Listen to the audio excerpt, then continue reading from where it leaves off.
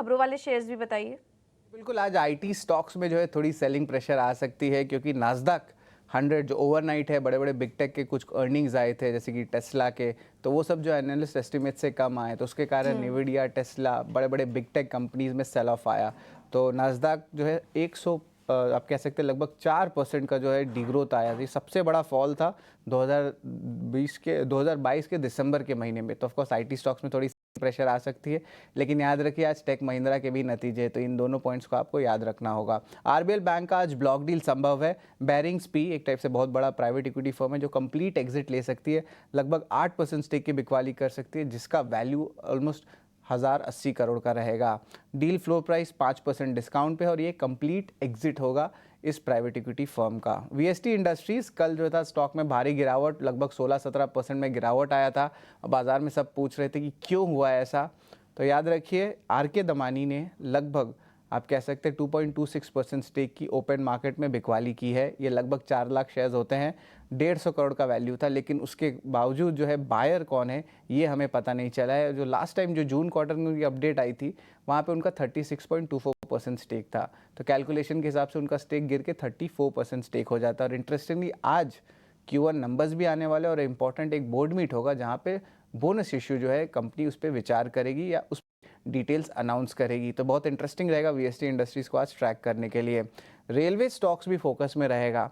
Of course इसमें कवच का भी थीम का भी है। स्टॉक्स जैसे कि एचबीएल पावर और कर्नेक्स माइक्रो सिस्टम्स भी फोकस में रहेंगे। अश्विनी वैष्णव जो रेलवे मिनिस्टर है, उन्होंने कहा कि 25 अमृत भारत ट्रेन जो है वित्त साल 2025 में चलने वाले हैं। ये नॉन एसी कोच वाले कम रहने वाले हैं। और उसके अलावा आरडीएसओ ने भी अप्रूवल कर दी है जो 4th वर्जन कवच जो सेफ्टी होती है रेलवेज़ की, उसको लेके उस स्कीम की जो है अप्रूवल आ गई है।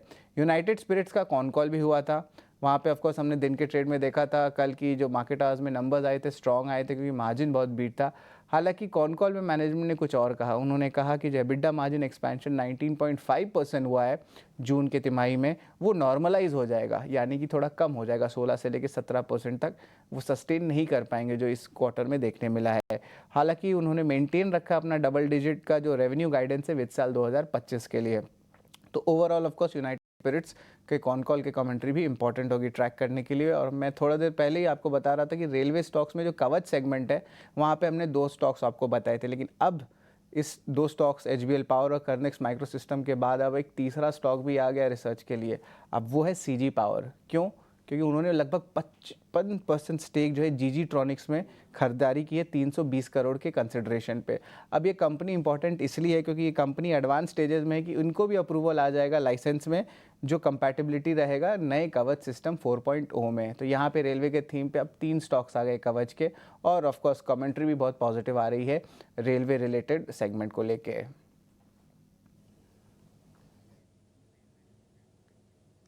ठीक है, थैंक यू शरद, ये पूरी जानकारी देने के लिए, और हर खबर का एनालिसिस अभी शरद भी आपको करके बताए थे। स्टॉक स्पेसिफिक एक्शन क्या हो सकता है सारी खबरों का, ये भी हमने आपको एक एक करके बताया। एक